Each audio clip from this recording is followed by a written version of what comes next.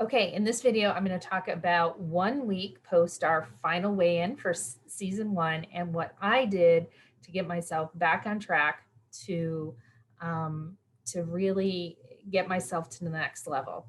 Make sure that you like this video, really appreciate it. Tell me your comments, what you liked, what you didn't like. That is super helpful. Make sure you subscribe, ring that little bell so you get my notifications and you kind of hear, because right now you're not going to hear what's actually going on with season 2 because it's not on Carmen's YouTube channel anymore, but I'm going to kind of bring you those details and stuff like that too. So coming off of First Step Success and our Sunday weigh-in and stuff, a lot of us got home. I worked super hard Sunday night, Monday. I had several of the treatments that I do. And then I was like, oh, but I got to get my workout in. So I did some kind of,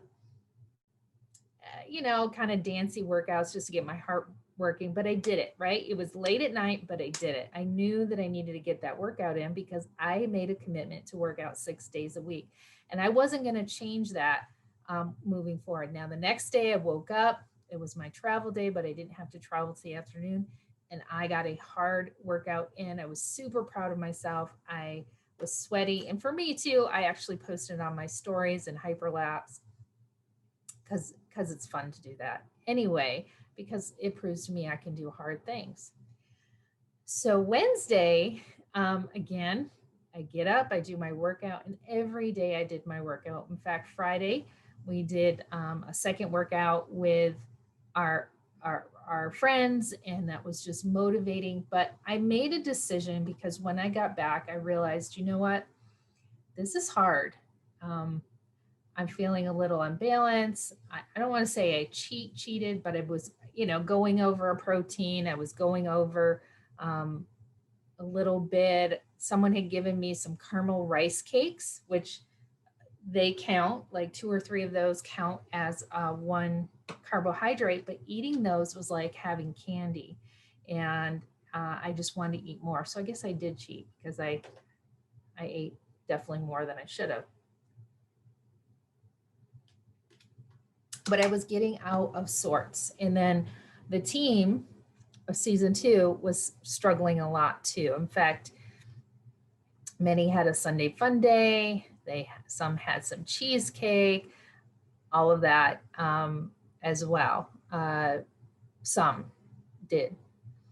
And so we come in and we were just hearing a lot like, oh, I'm struggling, so it was all that whole, oh, I'm struggling. And I said to myself, I need to take control. And I decided to do some carb cycling. So carb cycling is probably the closest to kind of like a keto diet. It is not recommended to do long-term via, my mentors and stuff like that. But you can do it up to 3 weeks.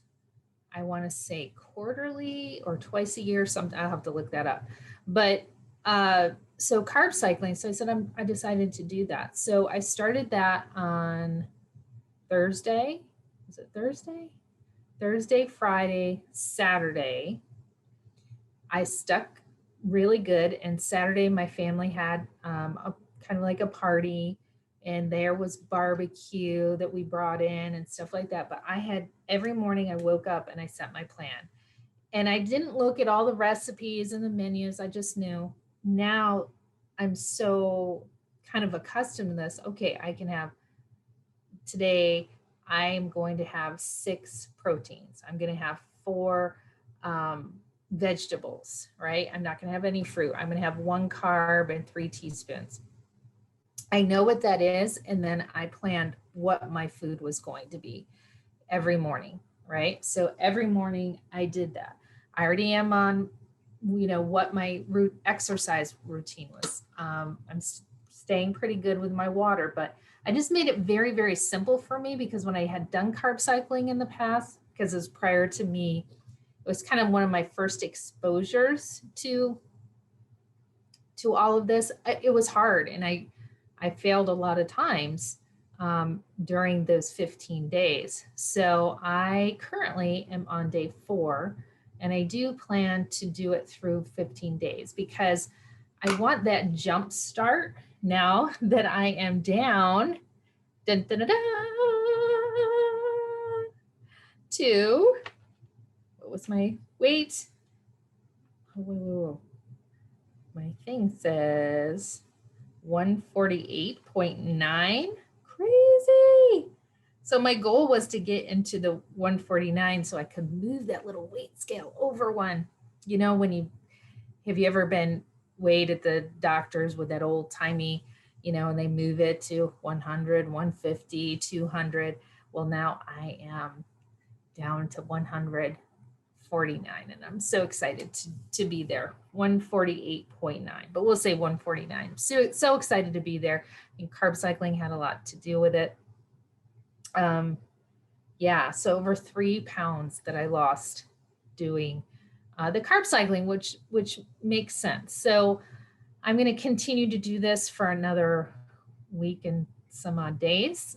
And yeah, so my point is, and what Carmen said to us today too, is that reminder is when we fall off, are we going to, if we step in poop, are we going to rub it all over our faces and wah and complain and kind of dwell in it and then teach our brain that it's okay to be where we're at? Or am I going to clean it up, get rid of it, make some plans and some changes and take action to continue on this road to success?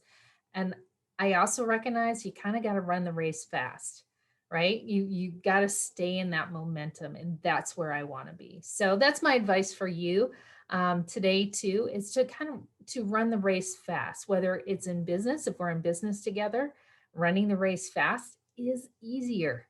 It keeps your mind in a good place. Having momentum can really get you to that place. But when you get there, whether it's business or weight loss, a lot of times we think, oh, I'm successful now. I did it.